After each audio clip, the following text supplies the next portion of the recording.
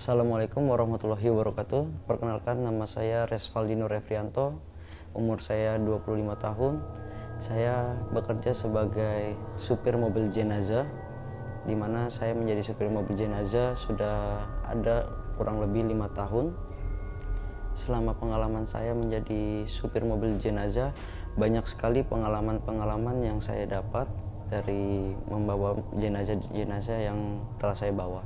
Salah satunya, saya pernah mengalami gangguan ketika saya mengantar jenazah seorang perantauan yang berada di Jakarta.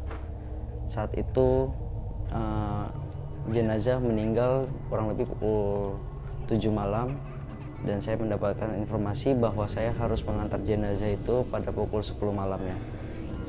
Saat itu si jenazah tidak mempunyai keluarga kecuali anaknya di situ, anaknya doang.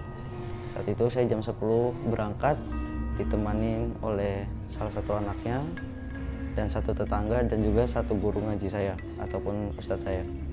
Dalam perjalanan, selama perjalanan memasuki tol Cikampek, si tetangga yang mengantarkan saya untuk menunjukkan jalan ke arah kampung halamannya di daerah Tegal itu menceritakan kejelekan-kejelekan daripada si jenazah yang saya bawa tersebut. Selama perjalanan berlangsung, itu tidak ada hentinya ngomongin jenazah, ngomongin kejelekan-kejelekan si jenazah. Pada akhirnya, gangguan pertama saya mendapatkan waktu itu di tol Cikampek, yaitu sirine saya mati. Sirine saya jebol. Saya menepi ke rest area untuk mengecek daripada sirine saya yang rusak itu. Tapi alhasil dari pengecekan saya tidak bisa membetulkan. Otomatis saya lanjut jalan lagi. Tidak sampai di situ, si tetangga yang mau menunjukkan jalan ke arah kampung halamannya dari jenazah itu terus menceritakan tentang kejelekan-kejelekan daripada si jenazah itu.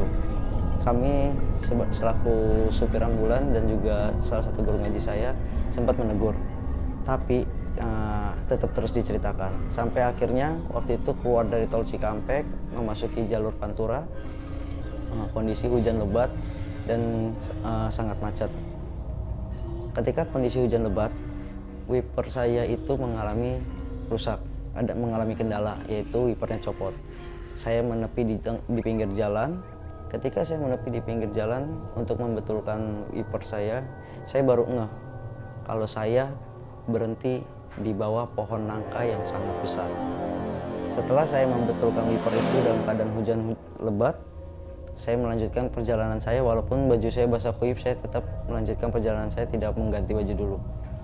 Saya melanjutkan perjalanan, tapi tidak jauh dari saya berhenti itu, saya mengalami namanya terjebak macet. Di situ saya stuck, tidak bisa jalan sama sekali. Ketika saya stuck di jalur Pantura selama kurang lebih 30 menit, saya tidak bisa melakukan apa-apa karena kondisi ambulans saya tidak memiliki sirine. Jadi saya tidak bisa melakukan pembukaan jalan. Ketika saya lagi terjebak macet, saya mendengar suara sirine ambulans. Dan di situ saya lihat ada iring-iringan jenazah yang sedang melawan arah. Saya otomatis turun dari mobil, menyetop iring-iringan tersebut dengan harapan saya bisa menumpang iring-iringannya. Dan alhamdulillah saya berhasil menyetopnya. Ketika saya mengikuti iring-iringan mobil tersebut, saya mendapatkan gangguan di mana baju saya bagian belakang itu ditarik sampai 3 kali. Tidak cuma sampai di situ, ketika saya minta ustadz saya untuk membacakan doa, saya melihat ketika saya jalan itu saya merasa menabrak bayangan putih. Itu bayangan putih itu saya tabrak dan tembus ke mobil saya. Ketika saya sudah mau masuk tol Kanci, saat itu berhenti istirahat, saya duduk. Ketika yang lain para rombongan itu pada istirahat makan, saya tidak ikut makan. Saya cuma tiduran di samping jenazah sambil saya bilang, saya mengucap ke jenazah tersebut, saya minta tolong dibantu. Kalau saya kepengen pulang, saya nganterin jenazah ini mau pulang, saya juga kepengen pulang dengan selamat dan cepat gitu kan. Nah, ketika saya sampai di kampung halamannya, saya ketemu seorang ustadz yang tiba-tiba menyuruh saya untuk mandi.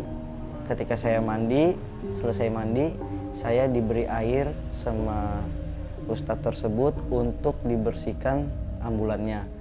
Ternyata si ustadz itu tahu apa yang saya alamin selama yang dialamin lah, kurang lebih saya alamin selama perjalanan saya. Dan bagi dia, dia berpesan ini mungkin bisa ngentengin mobilnya dan menghindari gangguan-gangguan dari makhluk gaib. Itu aja. Jadi setelah gue mengantar jenazah tersebut, gue ngobrol dengan ustadz gue bahwa itulah pelajaran yang dapat diambil kalau misalkan orang yang udah meninggal jangan diomongin lagi. Namanya makhluk halus, ada yang tidak senang dengan perlakuan seperti itu. Demikianlah singkat cerita yang dari pengalaman saya sebagai supir jenazah. Saya Respaldi, mohon pamit. Assalamualaikum warahmatullahi wabarakatuh.